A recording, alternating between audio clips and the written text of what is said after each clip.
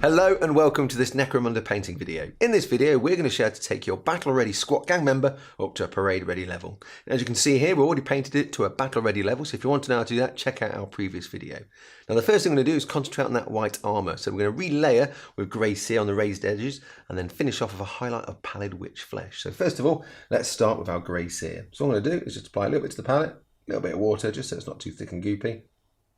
And I'm just going to spin the brush a couple of times, get a nice point, and then we're ready to start layering that up. So all I'm going to do is just get those raised areas, like so, and just neaten them up a little bit. Just add a little bit more punch to that white.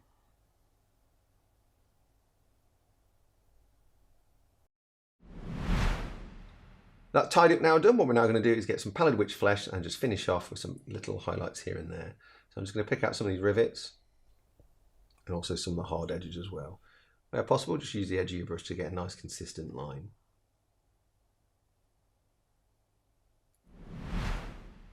With that pallid witch flesh highlight now done, our white armour is completed. So what we're going to do now is move on to that green cloth. So we're going to relayer the cloth again using Castellan green and finish off with a highlight of Deathwood Forest. But first of all, let's start with that relayering. So what I'm going to do is get some of the Castellan green onto my palette, not too much, and a little bit of water.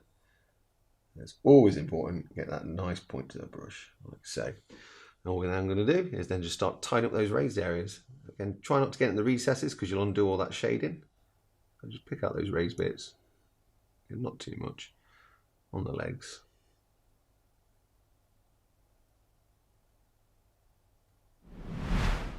With the cloth tied up, we're now just going to highlight with Deathwood Forest. So I'm just going to start on the top here of the sleeves, just work my way around.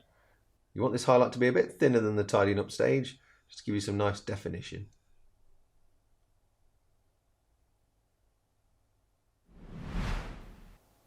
With that cloth done, what we're now going to do is move on to highlighting the gun casing. So we're going to start first by using Cabalite green, then finish off with a little highlight here and there of Saberite green. But first of all, let's start with that Cabalite green. So it's a layer paint, so you don't need to thin it down too much, but I'm just going to add a little bit. And then I'm going to get my brush to a nice point. It's key here when we're doing any edge highlighting to get a nice point on your brush. And once we've done that, we're then ready to start picking out. So I'm just going to find some hard edges here on the actual gun casing itself. This is just a pistol, so it's a little bit smaller, but some of the other weapons in the set have a little bit more gun casing on them.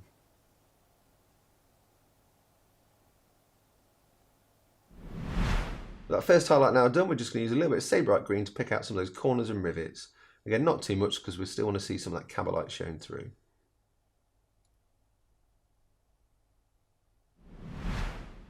With our gun casing completed, what we're now going to do is move on to highlighting up the black leather. We're going to start first by using some Storm Vermin fur as a highlight. Then to make it look a little bit scruffy and worn, we're going to use a little bit of carrot stone here and there. But first of all, let's start with our first highlight. So I'm just going to get some Storm Vermin fur on my palette, a little bit of water, and get a good point to the brush. Just twisting it round until it's got a nice point to it. And then we're ready to start highlighting up that leather. So I'm just going to start with the belt here. And all I'm going to do is just run my brush along those raised edges. Do that across any black detail you got, such as boots, pouches, gloves.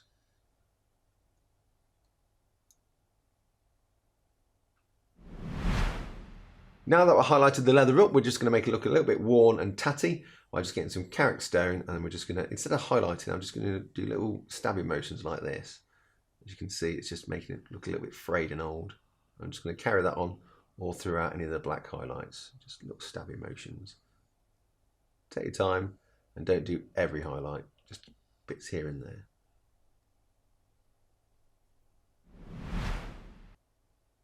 Now that we've made our black leather look nice and scruffy, what we're now going to do is move on to that helmet. So I'm going to start first by highlighting that yellow with Flash Gitch yellow. Then we're going to move on to that red stripe, and for that we'll be using Blood Angels red, and then we'll finish off with hard coat on the visor. But first of all, let's start with our highlight. So I'm going to get some Flash Gitch yellow, apply a little bit to the palette, a little bit of water. And the key thing there is just get a nice point to your brush. And then we're ready to start highlighting that yellow. So I'm just going to start on the little brim at the front. And like we did with the leather, I'm just going to do some little dashes like so. So it just looks a bit chipped and battered. And we'll move around to the back. Got a couple of like little ridges here. So I'm just going to just do some nice little stripes down there as well. You can take your time. If you're making any mistakes, you can always tidy back up with those base paints.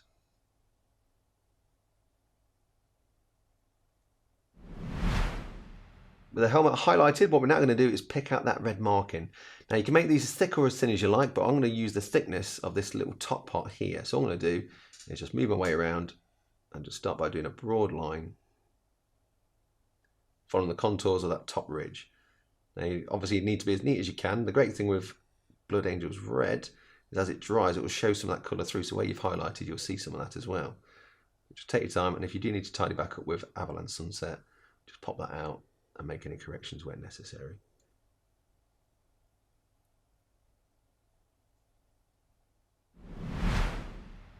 With the red stripe picked out, what we're now going to do is get some hard coat and apply that to the lens.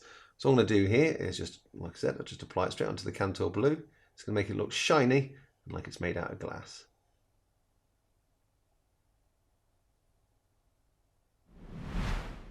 Now that our helmet's completed, what we're now going to do is move on to the final details of this model. We're going to start first by using Stormhost Silver. This is to highlight all the metallics of the brass and the silvers, but I'll also use it to pick out the headlamp and the screen on his gauntlet. After that, we're going to use Kislev Flesh to highlight the face, then Ethematic Blue to pick out the glowy effect on the lamp as well as the screen on his gauntlet. So first of all, let's start with our Stormhost Silver. So apply a little bit to the palette, a little bit of water. So make sure we get a good point to our brush. And then once we're ready, we'll start highlighting that silver. So I'm just going to go on the gun to pick out some of those raised areas and edges.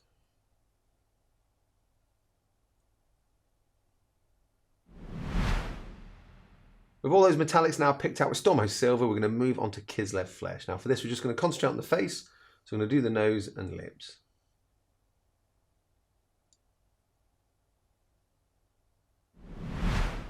Now that we've picked out the face, what we're now going to do is apply Ethematic Blue to both the headlamp and also the little heads-up display on his wrist. I'm just going to apply that on there first, just avoiding those little bars either side. So pick out these little ones as well.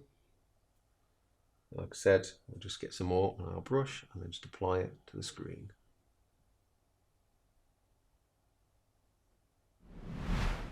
With the Ethematic Blue now applied, our model is almost finished. So what we're now going to do is finish it off by just adding a little bit of a highlight to that base. For this, we're going to use Carrick Stone. So I'm going to get a small dry brush, and all I'm going to do is load up my brush with some Carrick Stone, not too much. What we're aiming to do is remove as much of that pigment as possible. So I'm just doing circular motions and crisscross motions. I'll just move to the side slightly, so there's still a little bit of pigment there. So I'm happy with that. And all I'm going to now do is then start dry brushing that onto the texture. I'm just going to go back and forth, like so. And you can see it's just starting to pick out those raised areas, yet leaving that darker tone deep in the recesses.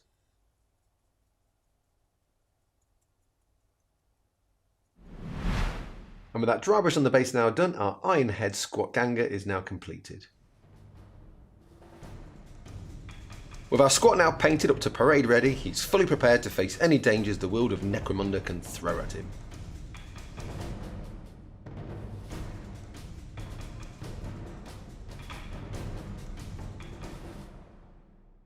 Now there's a couple of things to remember when painting this model. Firstly, when doing any edge highlighting, just take your time and maintain a nice point to your brush. Also, when doing any dry brushing, try and remove as much of that pigment as possible. You can always do a couple of passovers if you need to as well.